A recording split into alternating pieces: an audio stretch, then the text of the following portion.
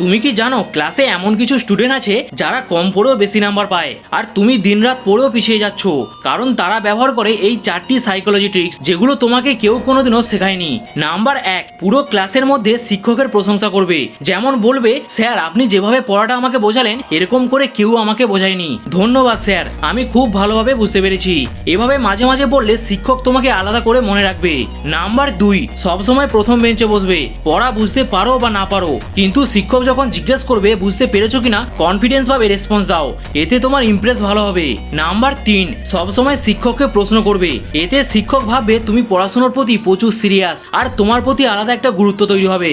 Number 4, শিক্ষকের সাথে ভালো সম্পর্ক তৈরি করো, ভদ্রভাবে কথা বলো, রেসপেক্ট দাও, এতে শিক্ষক স্বাভাবিকভাবেই তোমাকে বেশি গুরুত্ব দেবে। আর হ্যাঁ, শুধু ট্রিক্স নয়, পড়াটাও ঠিকমতো করতে হবে। এই 4টা ট্রিক্সের মধ্যে কোনটা তুমি আজ থেকেই ব্যবহার করবে কমেন্টে জানাও। আর এরকম স্মার্ট টিপস পেতে চাইলে চ্যানেলটাকে সাবস্ক্রাইব করে নাও।